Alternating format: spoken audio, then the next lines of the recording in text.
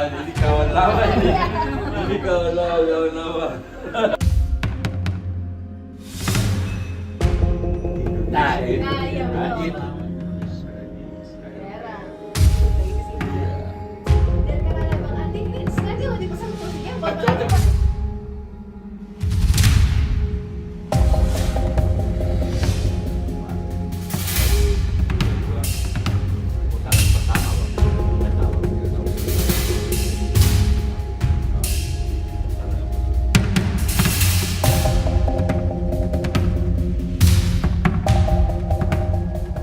Jika beliau masih ingin melanjutkan.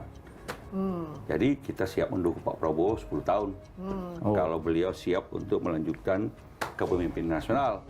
Nah, Bukan cuma 5 tahun, apalagi cuma 2 tahunan gitu, enggak ya, Bang? enggak, Sampai beres. sampai selesai. Sampai Kan periode. ya, politikan Indonesia kan jabatannya 5 tahun itu. 5 tahun selesai.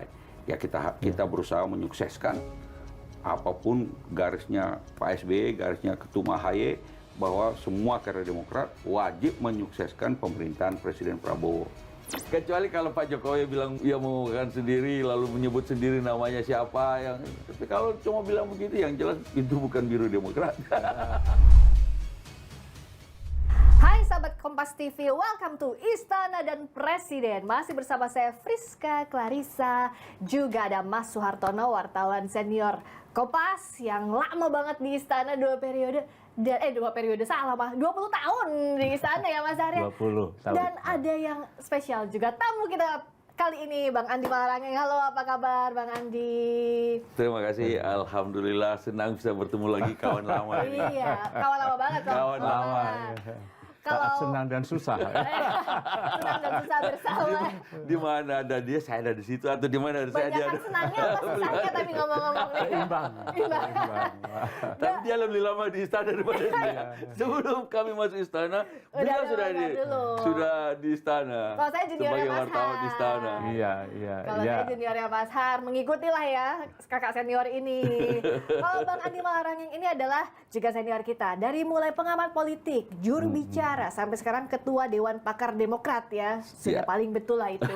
Dan makanya karena ada, udah paling Alhamdulillah. pas.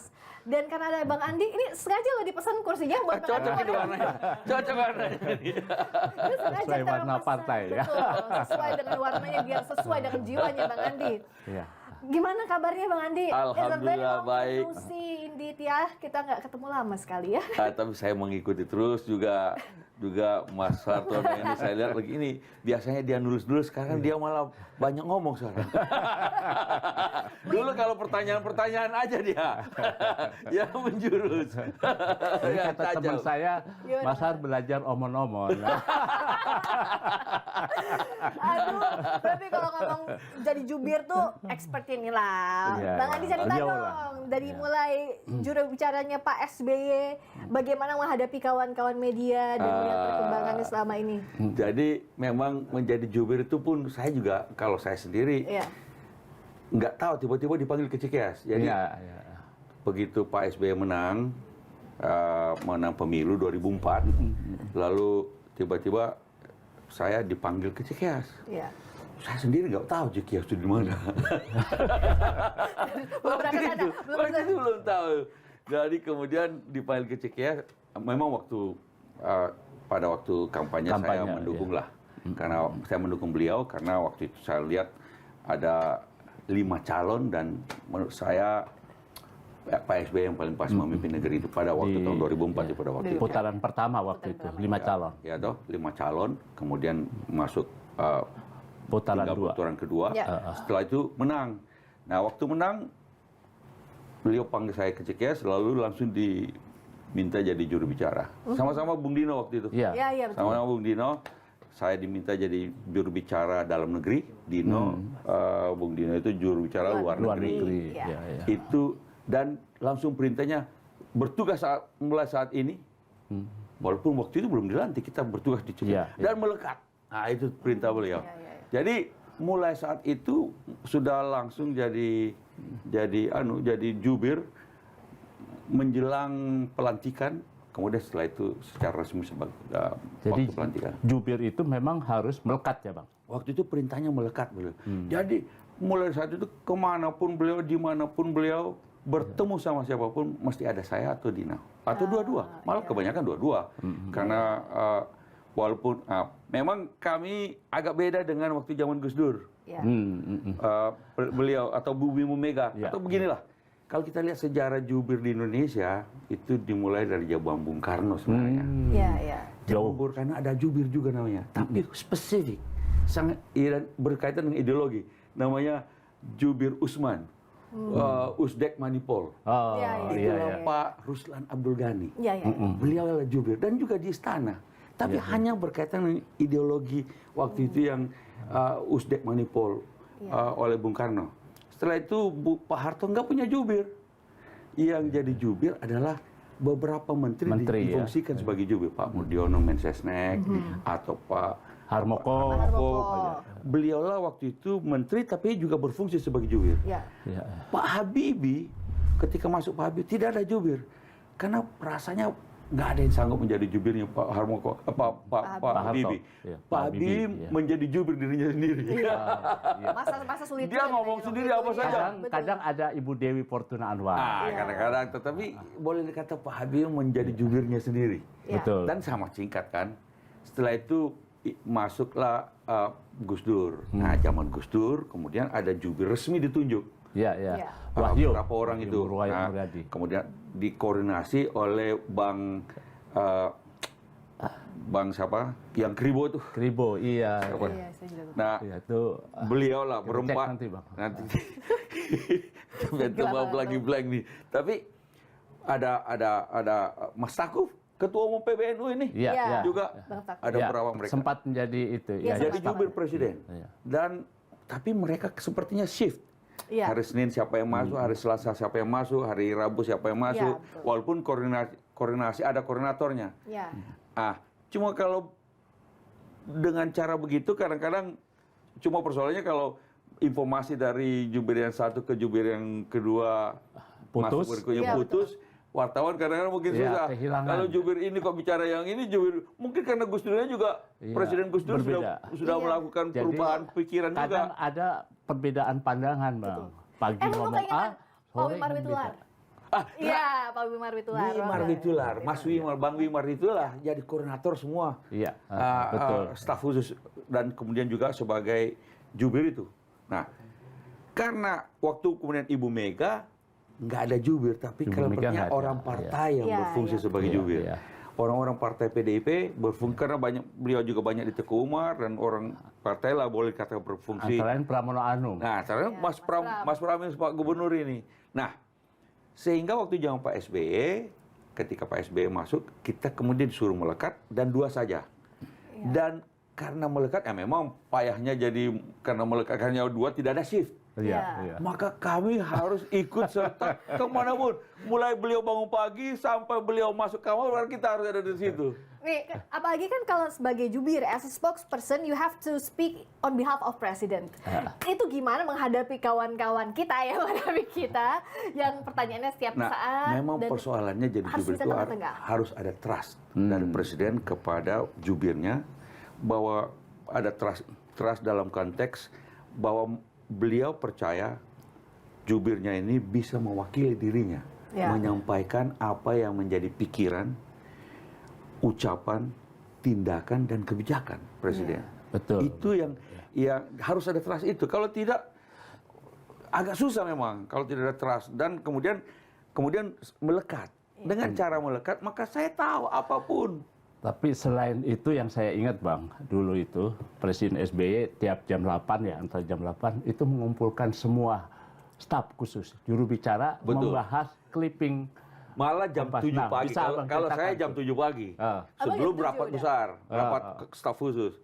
Jam 7 pagi saya sudah harus menghadap Presiden untuk melaporkan apa yang menjadi berita hari itu. Jadi saya jam 5 pagi udah baca koran, semua koran. Waktu itu aja koran ya gitu. Koran majalah yang terbit hari itu, sambil jalan di mobil. Disisir satu-satu itu? Disisir satu-satu, sambil telepon kepada staf di kantor untuk bikin 2 halaman. Apa yang menjadi berita yang headlines media. Dan jam 7 pagi saya sudah menghadap beliau, menyampaikan, setelah itu mohon arahan, mana yang perlu ditanggapi, bagaimana kita punya respons, atau dan sebagainya. Baru setelah itu jam 8 kita semua staf khusus, dan waktu itu nggak banyak sih, 7 orang, 8 orang. Betul. Kemudian berbagi tugas apa hari ini segala macam. Selesai itu Presiden memulai apa yang menjadi agenda kerja pada hari itu. So saya tahu hari itu apa yang harus saya hadapi, bagaimana meresponsnya, dan kalau ada hal-hal yang saya tidak tahu, anytime saya bisa minta apa namanya arahan dari Presiden. So teman-teman kalau ketemu sama saya, apa pertanyaan hari ini, kira-kira saya sudah siap lah menghadapi. Dan kalau saya tidak tahu, saya gampang saja. Apalagi beliau ini pertanyaannya tajam-tajam. Kadang-kadang saya bilang, kasih aku waktu 1 jam, 2 jam, aku tanya sama beliau.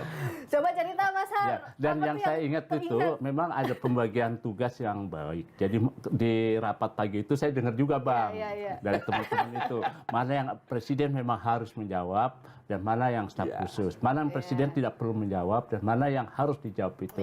Dan itu pernah memang saya sampaikan dari zaman Bung Karno sampai dengan Pak Prabowo kemarin, saya bilang bahwa komunikasi yang relatif menurut saya baik adalah periodenya Pak SBY. Alhamdulillah. Tertata dengan baik. Cuma memang di sela-sela itu ada saja kan. Saya cerita nih. Cerita nih. Yang Kan kita dulu tunggu-tunggu. Pak SBY itu kan kerap kali memimpin rapat di kementerian dan lembaga.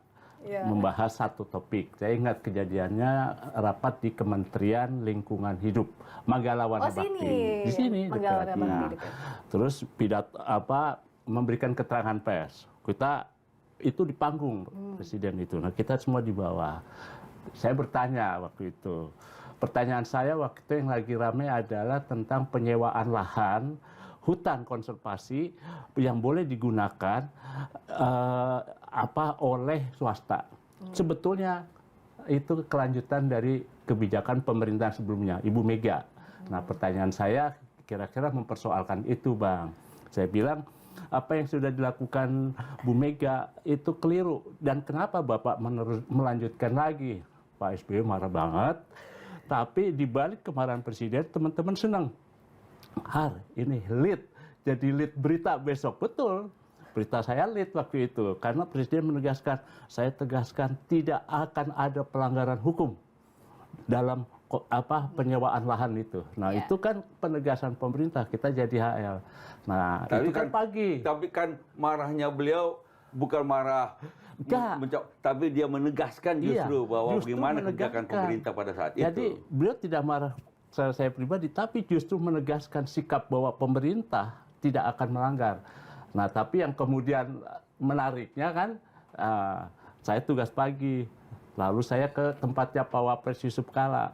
Nah, Abang kelihatannya mengumpulkan wartawan, pertanyaan saya diperdengarkan.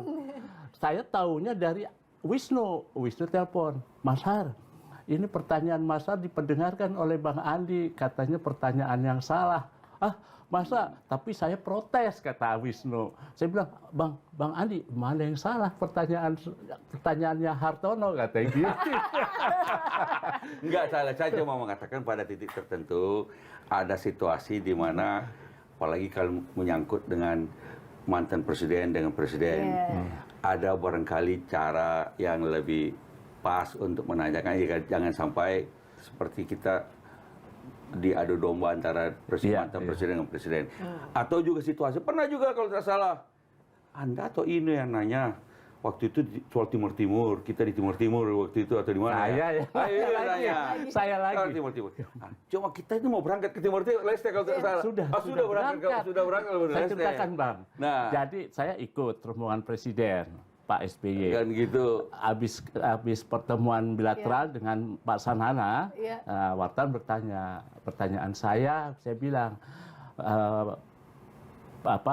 Presiden, Pak Sanana, saya melihat sejak turun dari pesawat sampai ke tempat ini banyak sekali tempat sampah yang diserbu oleh masyarakat tim-tim. Dia bilang, ini tim-tim sudah merdeka tapi kok masih miskin.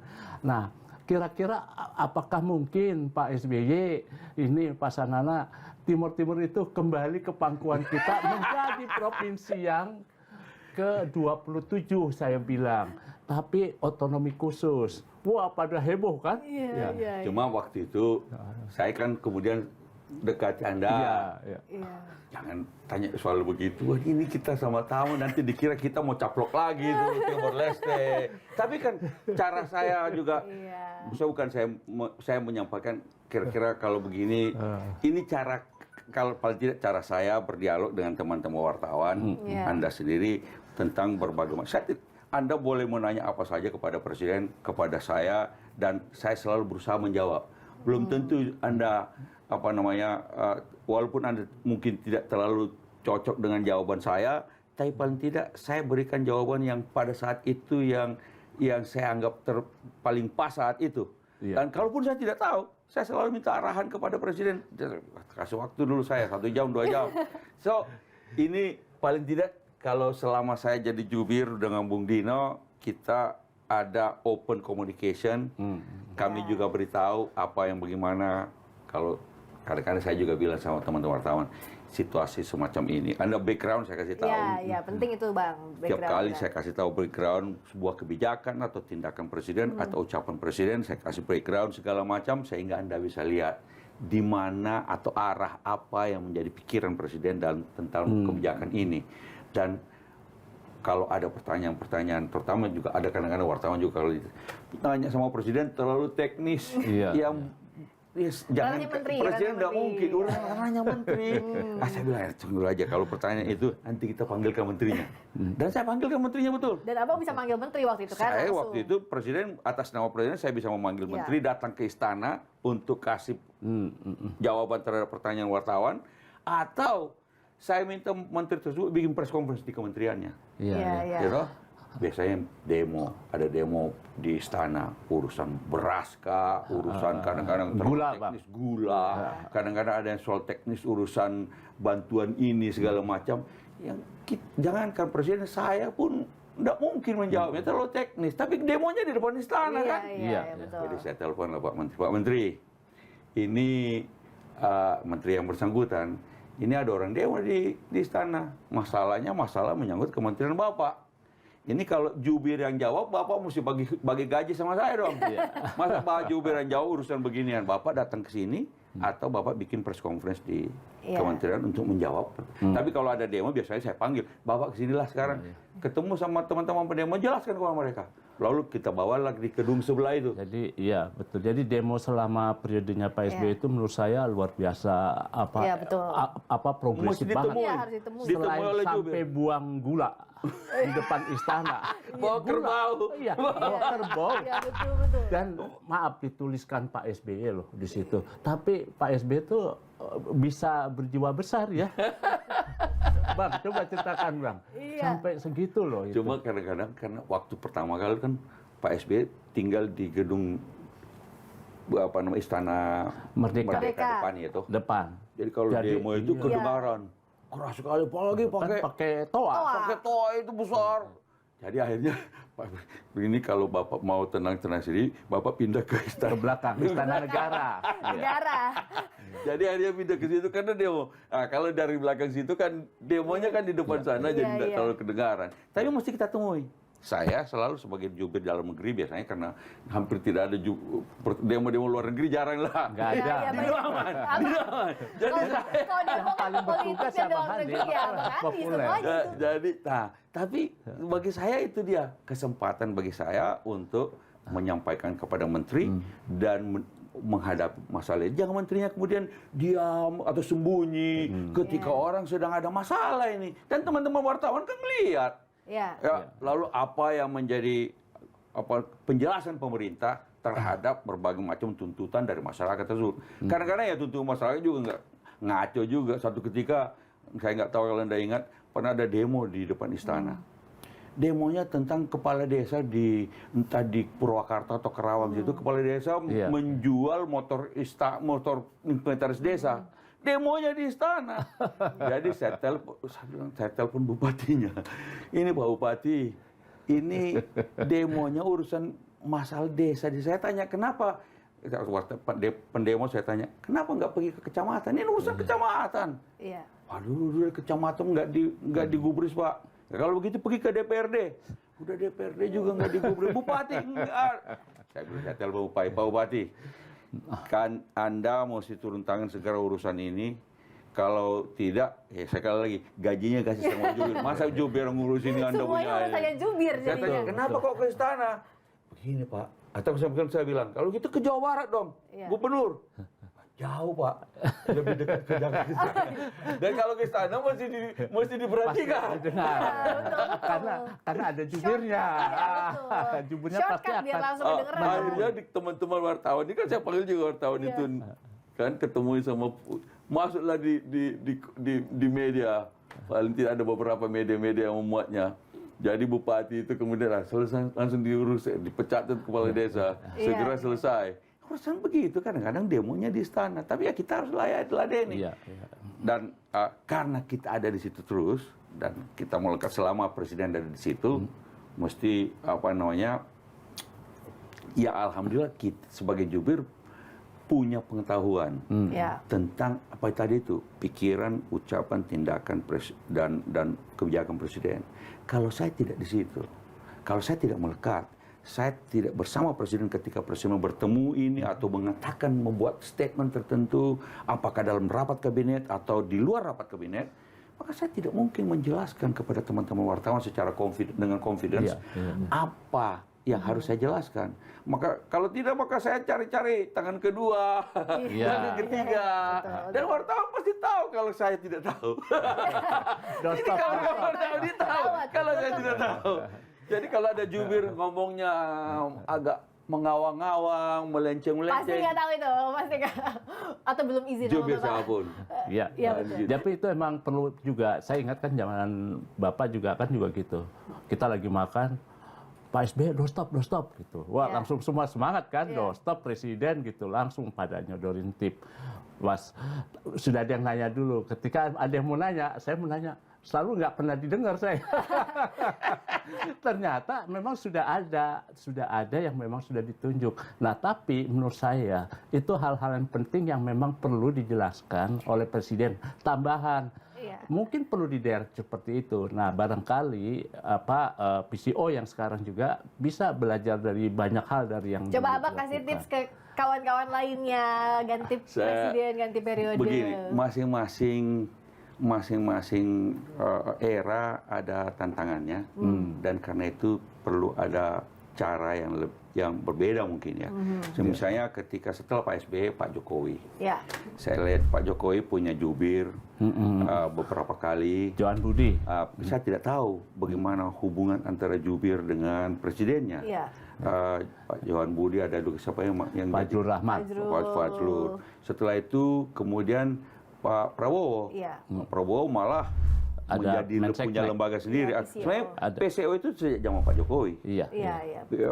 Presidential Communication Dulu ada Office. di zaman Pak SBY, Pak Jokowi itu deputi 4 dari KSP. kantor staf presiden. Masih Nah, deputi. sekarang PCO ditarik sendiri, itulah menjadi Nah, PCO. Jadi tapi PCO itu sendiri sudah sejak zaman Sebetulnya sudah ada. termasuk Sudah Pak ada. Hasan ini Deputi kan 4. sejak dari Pak Jokowi, Jokowi baru betul. kemudian berlanjut ke Betul. Pak. Ditransisikan ke Zaman kami dulu, kami cuma staf khusus namanya. Tidak punya lembaga. Staf saya cuma 3, Dino 3. iya. Iya, iya. Kita punya kantor, tapi kantor kita di Binagraha. Binagraha, betul. Dekat dengan presiden. Punya staf cuma 3, Dino juga 3. Jadi kecil. Kalau zaman Pak Jokowi jadi besar karena ada juga kepala staf presiden dan lembaga kemudian PCO. Sekarang pun juga ada PCO. Artinya kalau sekarang ini menurut saya kapasitas dari kantor komunikasi presiden itu sebenarnya cukup kuat. Bahkan lebih kuat lagi. Dan kalau saya lihat ada beberapa nama jubir, termasuk junior saya ada di situ juga, segala macam orang-orang yang mumpuni. Tinggal bagaimana hubungan trust antara presiden dengan para jubir atau yang mereka yang melaksanakan jubir itu, dan harus melekat. Kalau kalau tidak melekat, akhirnya masa jubir bertanya kepada orang-orang yang menghadiri rapat, misalnya rapat kabinet, kalau jubir nggak di situ, masa kita jubir harus nanya-nanya menteri apa yang dikatakan oleh presiden atau tanya siapa pertemuan. Kalau saya nggak pernah nanya sama siapapun karena saya ada di situ. Nah, sehingga mungkin saya tidak tahu setelah kami nampaknya para jubir lebih banyak menjadi amplifikasi Iya, betul. dari kebijakan presiden. Jadi betul. juru bicara setelah memang diinginkan, tapi tidak melekat seperti zaman Pak Ya. SBY. Ini 24 jam melekat loh, baik Pak Andi maupun Pak Dino. Ya. Jadi semua tahu. Nah, yang sekarang saya ikuti zaman Pak SBY, Pak Jokowi pun juga yang namanya Johan Budi, Pak Abdul Rahman. Kalau tidak ada izin khusus nggak bisa mendekat ke presiden, Bang. Nah, Itu salah satu itu dinamika itu masing-masing. juga. Iya. Makanya sekarang ada kepercayaan, ada trust, itu karena kedekatan. Iya. Kalau tidak dekat atau tidak melekat, nggak mungkin ada trust itu. Itu. Nah, kemudian juga tantangannya juga beda sekarang. Ya. Yang sekarang ada media sosial. Zaman kita dulu media sosial belum berkembang. Nah, Yang waktu itu baru ada website, kita bikin website Iya. presidensby.info, sehingga semua kegiatan presiden, foto, berita ada di situ. Ini terutama bagi teman-teman media lokal yang tidak punya Akses ke biro istana. Iya. di istana. Kalau Kompas aman, Ya, ya. ada wartawannya juga, ada beliau Pagi, siang, malam. pagi Ya, siang ya. malam ada di situ. Tapi misalnya koran lokal di daerah, radio lokal mau ngambil akses dengan website sudah bisa. Disediakan itu ya Sedia. kanalnya. Dan fotonya langsung high resolution sehingga bisa dipakai untuk dicetak. Nah, zaman itu media sosial belum. Baru Ya, kita punya soal itu. Ada SMS 9949. Sudah ada. Iya. Sudah ada. Sehingga sudah. kalau ada laporan-laporan tertentu biasanya 9949 itu bisa sampai Langsung ke situ. menjawab. Malah Yang ada pegang Pak Sardan Marbun. Pasar dan Marbun, staf khusus tersendiri itu. Iya. Jadi laporan-laporan itu dilaporkan kepada presiden. Sehingga misalnya kadang-kadang dari mana gitu ada yang kirim SMS tentang kepala desa. Kadang-kadang Iya, iya. kepala desa, ada camat, Iya. ada siapa ASN yang Dulu polisi. SMS 499 itu populer. Populer. Tahu kan Iya, pas 99, pas Iya. 9 itu diambil dari tahun Iya. akhirnya Pak SBY 9 itu 9 September Iya. akhirnya Pak SBY. Malah zaman dulu itu karena nggak ada sosial media itu ya. Waktu itu paling-paling ada Friendster, tapi Friendster masih belum ada Facebook. Nggak ada amplifikasi yang kayak sekarang gitu. Nomor Instagram telepon gitu-gitu. Ibu Ani tersebar luas. Iya. Ah. Jadi ada juga yang entah kenapa dapat Direct nomor telepon Ibu Ani langsung kirim kepada Ibu Ani. Pagi-pagi kita sudah di depan lagi menghadap sama Pak SBY, datang Ibu Ani. Ini ada laporan nih datang sama saya ini begini. Langsung kita lihat apa perlaporannya, siapa yang harus menindaklanjutin. Iya. Jadi prosesnya cepat kalau Iya, kalau yang begitu. Nah, kita tidak punya waktu itu. Media sosial belum berkembang sehingga memang kita lebih rely pada media mainstream. Iya. Media elektronik sudah ada. Jadi harusnya kalau sekarang lebih quick lagi dong responnya. Misalnya lebih quick, cuma memang tantangannya adalah karena begitu banyak media sosial yang bisa pro dan kontra bisa saja terjadi dalam masyarakat. Nah, tentu saja zaman sekarang harus lebih ada tentu cara-cara yang lebih cerdas untuk menghadapinya. Tapi menurut saya bukan dengan cara menggunakan buzzer. Menurut saya. Kita waktu itu belum ada pakai buzzer karena memang Itu sekarang sudah jadi fenomena ya, Bang. artinya atau istilah lebih anunya Pengunggah. jangan sampai menggunakan apa namanya pihak ketiga untuk iya, melakukan amplifikasi terhadap nggak perlu sebenarnya. Ini abang tuh tajam tapi halus sekali ya. Khasnya jubir banget untuk kasih masukan. Tapi ini memang karena tantangannya berbeda ya. Iya, Berbeda. Jadi memang itu berdasarkan pengalaman abang dengan situasi sekarang itu yang akan dicoba ya. Jangan menggunakan pengunggah lah ya. Itu. Ya. Karena dia mendistorsi saja, mendistorsi terhadap pesan yang kita ingin sampaikan. Kan jadi jubir ini basic communication, ilmu komunikasi yang paling dasar. Iya. Ada pesan yang ingin disampaikan dari istana, dari presiden, ingin disampaikan kepada publik. Ya.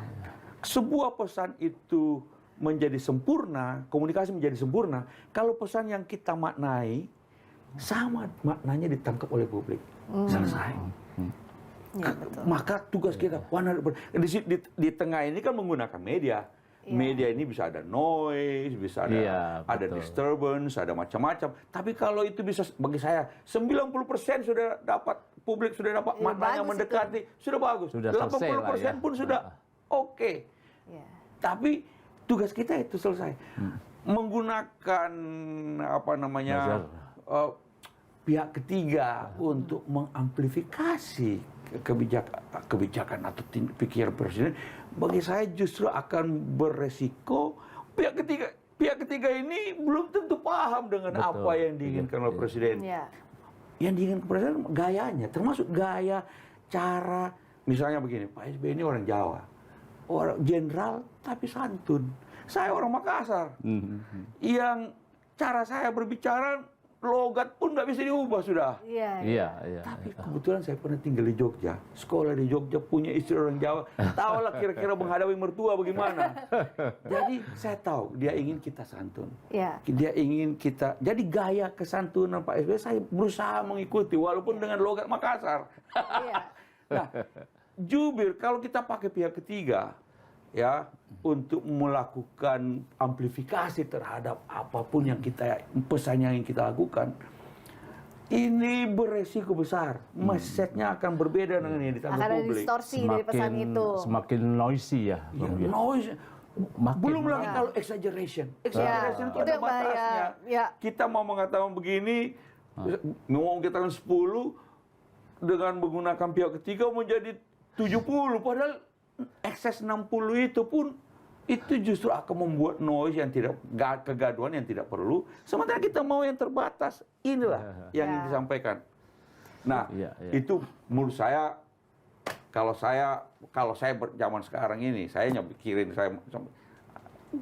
ada begitu banyak model yang bisa dilakukan sekarang dengan teknologi yang dimana istana bisa melakukan berbagai macam menggunakan teknologi komunikasi itu dan memberikan teknologi komunikasi yang tetap cool, Iya. yang tetap terukur, yang sampai pesannya kepada publik dan publik bisa, oh itu tuh yang dimaksud presiden. Nah, ini memang khasnya jubir. Ditanya soal perkembangan teknologi, 5 menit sendiri dikasih ujangan-ujangannya ya Bang Andi ya. Biar gimana pesannya sampai, tapi tetap halus, tapi tidak ada yang tersakiti, begitu ya Bang Andi? Ya, ya. Ini cara dari dulu, santun Begitu, santun memang Bang Andi begini. Walaupun dengan logo Makassar. Iya, ngomong-ngomong kedekatan dengan Pak SBY apa kabar sekarang, Bang Andi? Alhamdulillah kemarin memang sempat kelelahan, kurang Sakit, ya? minum, mungkin iya. kurang minum sehingga ya kalau kurang minum kan dehidrasi sedikit, lalu kemudian daripada ada apa-apa lebih baik kita bawa ke rumah sakit dan akhirnya beliau setuju masuk rumah sakit, diinfus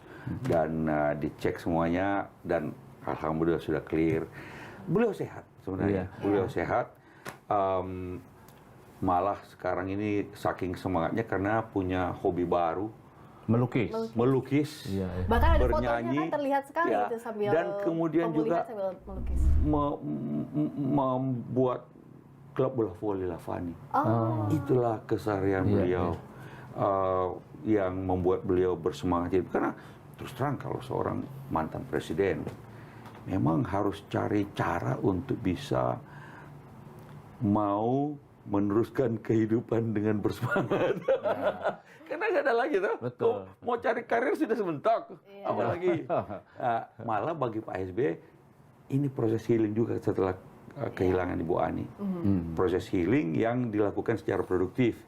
Mudah-mudahan akhir bulan Agustus beliau akan membuat pameran lukisan kolaborasi dengan teman-teman dari pelukis-pelukis dari ISI Jogja, ISI Solo, Iya. ITB dan IKJ bersama-sama. Acaranya di mana Bang nanti? Di kalau tidak salah apa Hasta itu tempat yang di dekat SCBD itu.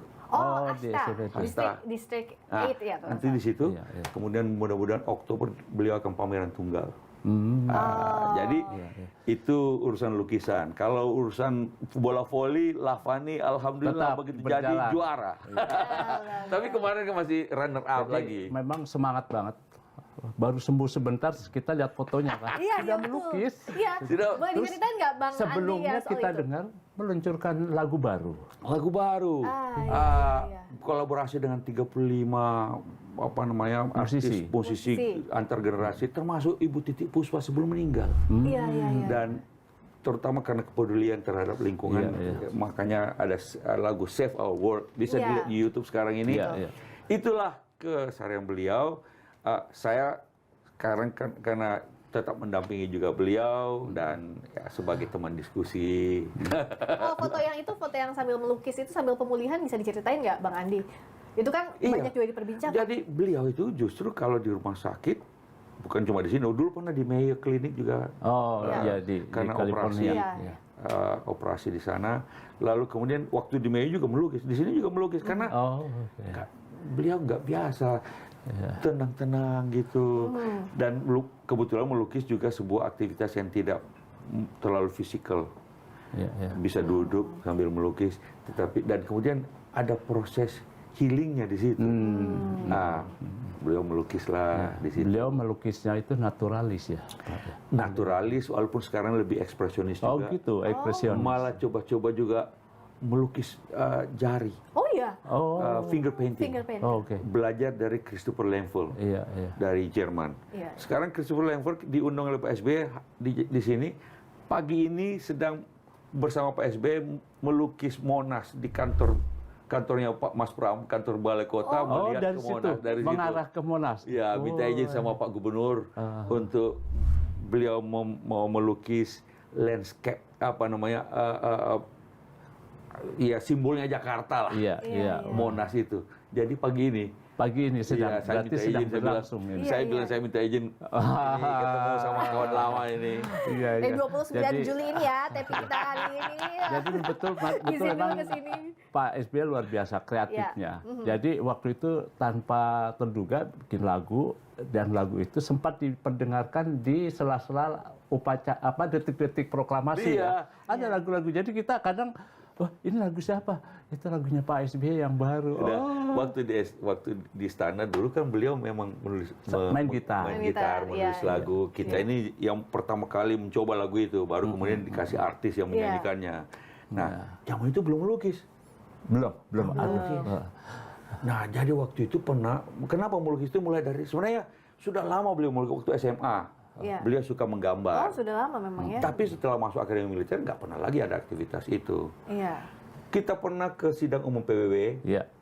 Tahun berapa itu? Mungkin 2011, 2000 berapa, 12. Saya nggak ikut. Saya lupa waktu kalau itu. ikut, saya ikut yang 2014. Nah, periode terakhir. Ke sidang umum PBB, sambil jalan-jalan ketemu, ada waktu jeda kita jalan-jalan, lihat tempat toko alat lukis. Oh iya, di depan gedung PBB itu. Belilah beliau, cat-cat, kuas-kuas, segala macam. Jadi, tapi kemudian sampai Jakarta masuk gudang. Nggak sempat diapa-apain. Nggak pernah diapa-apain. Setelah jadi presiden pun nggak pernah disentuh juga. Setelah Ibu Auni meninggal, kemudian mungkin terus proses healingnya harus melakukan, dia baca buku, harus melakukan sesuatu yang bikin sesuatu, ada aktivitas. Beliau ingatlah itu. Oh, alat belum digunakan. Alat yang belum digunakan dan tersimpan di gudang. Jadi mulai kapan itu Bang? Mulai melukis? Mulai melukisnya setelah kira-kira setahun setelah Ibu pergi meninggal. 2019, 2020 berarti ya? Berkepatan juga dengan COVID. Oh iya, jadi nggak bisa. Mulai ada COVID. Itulah kemudian diambillah tuh alat-alat lukisan, kemudian mulailah melukis dan luar biasa lukisannya. Anda bisa melihat bagaimana progresif dari lukisan di Pacitan itu. Tuh beliau lukis loh. Gitu. Jadi itulah, dan Anda akan lihat nanti kalau beliau sudah pameran tunggal, tapi ini pameran kolaborasi tanggal Agustus nanti. Nah, menarik nih, kita tunggu ya. Tapi kalau sosok Pak SBY yang selain seninya melukis, Pak SBY suka menyanyi, seni tidak terlepas juga dari seni berpolitik. Nah, ini kan nggak mungkin lepas juga dari Pak SBY. Pak Kebetulan SBY kan Ketua Dewan Pakar. Ketua Dewan Pakar juga yang datang ke sini, yang nggak mungkin lah saya nggak nanya ya Bang. Rasanya nggak pas kalau nggak ngomong politik juga. Betul. Well, namanya Pak SBY tetap menjadi Ketua Majelis Tinggi Partai Demokrat. Tetapi boleh dikata semua urusan partai sekarang ketua umum. Hanya hal-hal tertentu yang strategis ketua umum melapor kepada Pak SBY. Dan mungkin cuma Pak SBY lebih banyak pada kadang-kadang kita dipanggil ke Cikeas, diskusi-diskusi ringan tentang situasi politik. Nah, Bang, kalau saya soal ingat ini, konsolidasi yang kemarin baru dilakukan Pak SBY di Pacitan. Ya, Itu dalam rangka apa itu, Bang? itu kita bikin retreat untuk retreat. kader-kader utama partai, agar kader-kader utama kan makin lama makin banyak kader-kader baru Ya. yang dari berbagai kalangan. Alhamdulillah kita punya beberapa gubernur sekarang, punya bupati, wali kota, menteri-menteri dan Ya. anggota dewan. Itu dikumpulkan di sana agar supaya beliau, teman-teman itu mengerti tentang arah pertama sejarah Partai Demokrat, bagaimana arah pikirannya, kebijakan dari Partai Demokrat, positioning Partai Demokrat, dan pikiran ideologis Partai Demokrat. sebagai Ada yang partai bilang itu mengantisipasi perkembangan politik yang semakin menghangat karena pada waktu itu kan forum Purnawirawan TNI mulai muncul. Oh, enggak. Ini lebih pada tentang apa itu Partai Demokrat. 2045 100 tahun Republik Indonesia. Demokrat apa yang harus dilakukan untuk mensukseskan 2045 itu nantinya. Dan kemudian juga positioning Partai Demokrat sebagai partai tengah. Apa itu partai tengah bagi teman-teman kader-kader yang sekarang ini banyak dulu sebenarnya selalu ada. Tapi kan partai berkembang terus dan ideologi manifesto Partai Demokrat terus lebih tertanam di tengah kader-kadernya sebagai partai nasionalis, religius, dan peran Partai Demokrat ke depan. Kan Partai Demokrat sekarang partai tengah yang ada di pemerintah. Ya. Lihat dinamika yang ada, misalnya usulan pemakzulan Wapres. Gimana posisinya Demokrat melihat ini? Kan bagaimanapun juga dinamika ini akan bisa berpengaruh ke internal kalau tidak disikapi dengan tepat. Kita belum artinya tidak membahas sampai ke situ karena pertama yang di Pacitan itu lebih pada ideologis ya. Tetapi apalagi kalau hal-hal yang berkaitan dengan kebijakan urusan semacam pemakzulan ini kan kami ini fraksi paling kecil di DPR. Jadi tentu itu ada mekanismenya sendiri, tapi kita tidak membahas secara spesifik itu. Yang lebih pada kalau kita bahas misalnya tentang undang-undang TNI misalnya ketika waktu ramai-ramai undang-undang TNI. Tentu saja bagi Pak SBY ini juga sesuatu yang penting untuk dicermati dan kita memang mencoba ada beberapa pertemuan yang dimana kita ingin agar supaya posisi Partai Demokrat di mana, yaitu setia pada nilai-nilai reformasi. Salah satu dari reformasi itu reformasi TNI, di mana Pak SBY juga adalah penggagas atau tim dulu bedanya di Thailand dengan Indonesia atau di Myanmar di Indonesia. Tentara Republik Indonesia TNI ini, tentara kita ini dulu juga di dalam dirinya sendiri ada upaya untuk melakukan reformasi. Ketua tim reformasinya waktu itu Pak SBY. Pak SBY, dari salah satunya adalah misalnya menghapuskan dua fungsi. Terakhir bahkan waktu Presiden SBY jadi presiden kan waktu itu tentang bisnis TNI, reformasi tentang bisnis TNI. Nah, kalaupun undang-undang TNI perlu dilakukan, tentu saja dilakukan untuk menyempurnakan TNI, tetapi tidak untuk mengembalikan TNI kepada masa silam yang justru membuat TNI dikecam oleh rakyatnya sendiri. Kembali ke barak nggak mungkin lah ya. Mungkin. Tapi misalnya tentang usia, hanya sesuatu yang bisa saja sesuai dengan usia harapan hidup rakyat Bang, Indonesia. emang Indonesia Emas 2045 ya. Itu masih butuh waktu, tapi yang paling pendek adalah 2029. Cakep, cakep, masuk Eko. Di mana masuk. kebetulan putra Pak SBY, Agus Harimurti kan ketua umum partai, ya.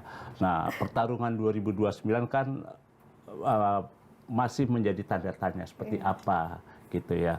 Nah, apalagi sekarang di tengah-tengah situasi ada munculnya lah desakan dari Forum Purnawirawan TNI untuk memasukkan Mas Wapres gitu ya. Lalu ada tokoh-tokoh anak muda yang ketua partai begitu. Jadi situasinya itu orang jadi bertanya-tanya nih apa yang akan terjadi. Bagaimana sikap Partai Demokrat Pertama, menghadapi 2029? kami menegaskan dukungan Partai Demokrat kepada Presiden Prabowo, ya, dan kemudian setelah pemilihan umum Presiden Prabowo dan Wakil Presiden Gibran Raka Buming Raka, ya, itu kami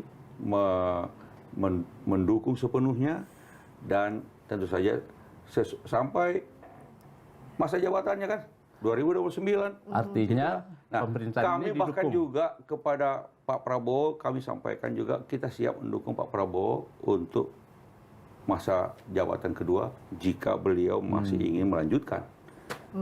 Jadi kita siap mendukung Pak Prabowo 10 tahun. Kalau beliau siap untuk melanjutkan kepemimpinan nasional. Nah, Bukan cuma 5 tahun, apalagi cuma 2 tahunan gitu, enggak ya, Bang? enggak, Sampai beres. sampai selesai kan. Masa periode politikan Indonesia kan jabatannya 5 tahun itu, 5 tahun selesai. Ya kita berusaha menyukseskan apapun garisnya Pak SBY, garisnya Ketum AHY, bahwa semua kader Demokrat wajib menyukseskan pemerintahan Presiden Prabowo yang sekarang ini. Setelah itu nanti kan ada pemilu lagi. Nah, 2029 kita tentu saja akan menanyakan kepada Pak Prabowo apakah akan melanjutkan lagi. Kalau siap melanjutkan, kita juga siap untuk mendukungnya. Termasuk kansnya Mas AHY di 2029. Kalau pasangannya siapa, tentu saja Pak Prabowo yang lebih tahu, kan itu begitu. Dan kalau kita lihat di selama ini setiap masa menjelang pemilu 2008 kan mulai kita akan lihat pencalonan itu segala macam kan.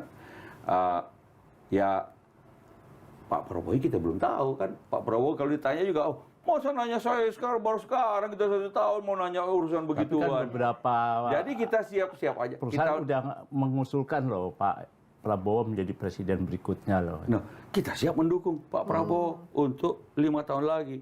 Dan lalu kemudian cuma sama siapa, pasangan dengan siapa, Pak Prabowo sendiri yang tahu. Tapi kalau ditanya sekali lagi, kapan itu kita dikumpulkan di Hambalang?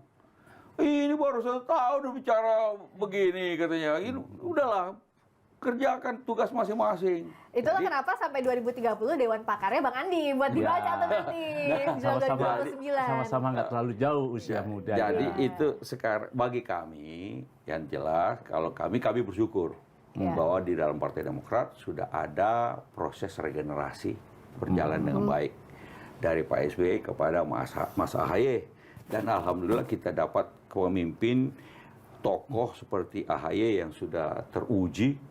Ya teruji bagi saya ujian Muldoko itu satu ujian dan alhamdulillah blessing in disguise membuat dia menjadi lebih kuat karena adanya orang seperti Muldoko itu. Kawat candra di mukanya AHY disitulah dan dia lulus karena mampu menghadapi tantangan dari luar semacam itu dan mengkonsolidasikan Partai Demokrat. Ya, artinya sudah lolos, artinya layak untuk menghadapi pemilu 2029. Kami bersyukur kami punya pemimpin yang pada waktunya nanti siap untuk bersaing untuk pemimpin nasional. Nah, pada waktunya nanti kapan dilihat dulu ya, berarti. Situasinya ya. Iya, lihat situasi. Semua pimpinan partai di manapun negara demokrasi harus siap untuk menjadi calon pemimpin nasional. Nah, salah satu. Tapi kapan waktunya, itu garis tangan lah. Ya, itu ada garis tangan yang Dewan Pakar lainnya ya, yang berusaha untuk membantu melihat bagaimana jalannya menuju ke sana. Kapan itu garis tangan karena di sini orang yang terlalu banyak istilah bahasa Jawanya itu terlalu kepengen malah orang keduman. Jadi kita, apalagi AHY ini masih muda. Nah, beberapa partai lain proses suksesi belum tentu bisa mulus. Beberapa partai lain belum tentu proses suksesinya bisa mulus. Saya nggak tahu tapi itu masalah dalam negeri masing-masing partai.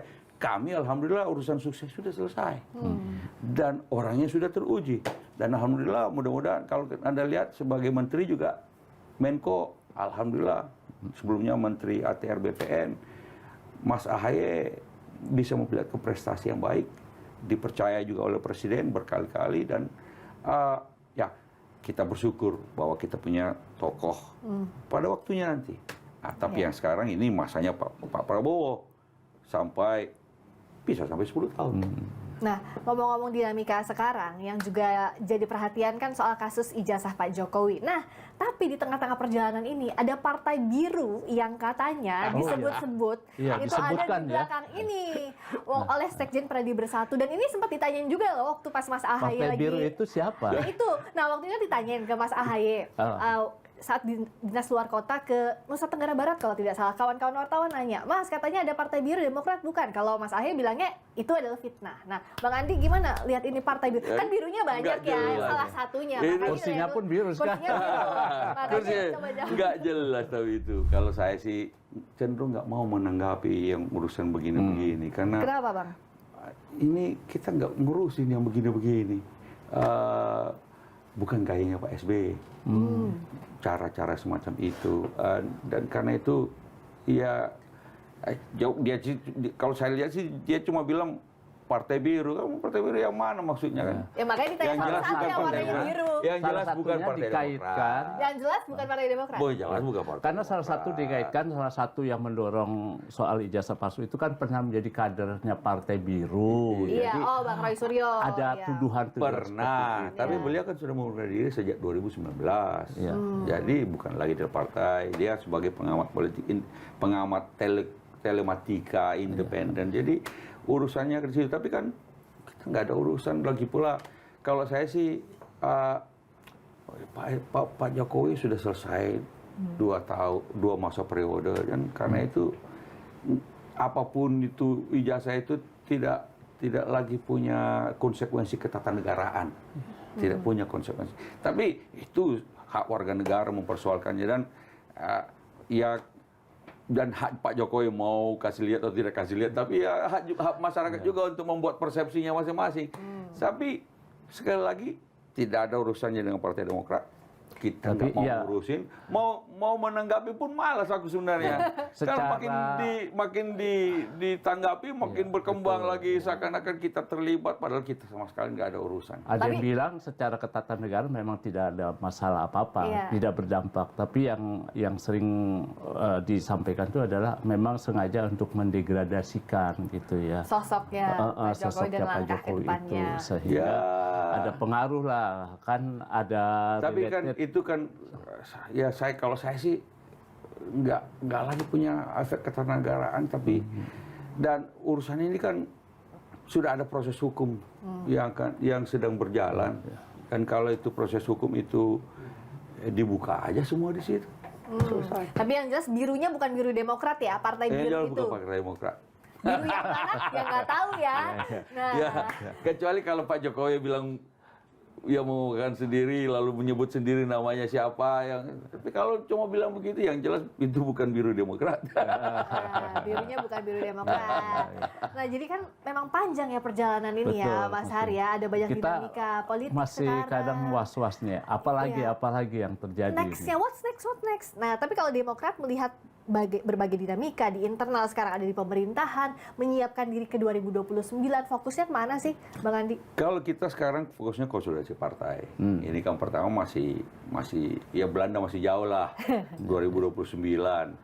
Jadi saya rasa pada saat sekarang paling tepat bagi kami adalah melakukan konsolidasi partai. Itu tadi retreat di Pacitan untuk kader-kader utama partai, menyiapkan organisasi partai, sehingga kira-kira mungkin rame-ramenya ini baru akhir 2017 atau pertengahan 2017. Ya.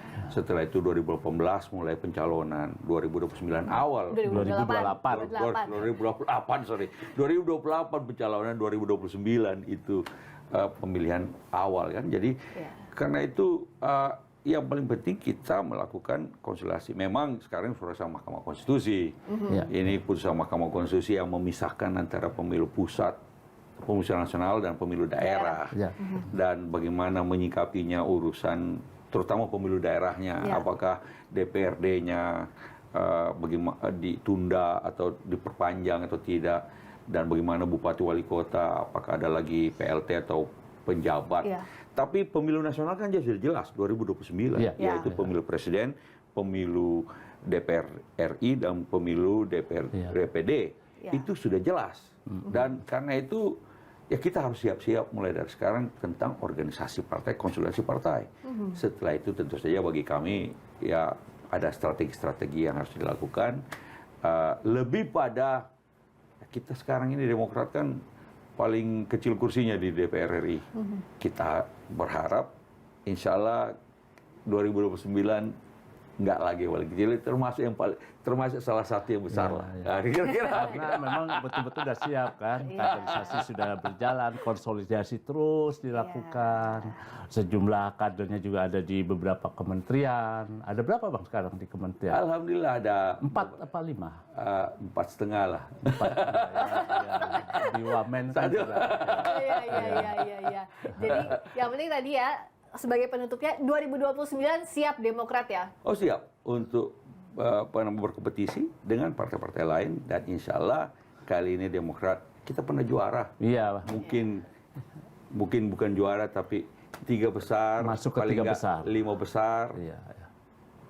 Itu sesuatu yang mungkin dicapai dan rasanya insya Allah bisa tercapai.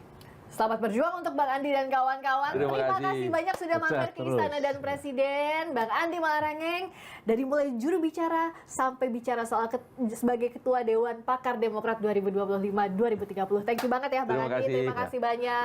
Senang sekali ketemu kawan lama. Terima kasih, senang banget juga kita bisa ngobrol panjang kali ini Mas Har. Terima kasih. Kita ketemu lagi. Jangan lupa like, comment, share, subscribe sebanyak-banyaknya biar semakin banyak lagi episode Istana dan Presiden. Kita akan ngomongin di depan dan di balik layarnya Istana. Saya Friska Clarissa, bye-bye. Sampai jumpa.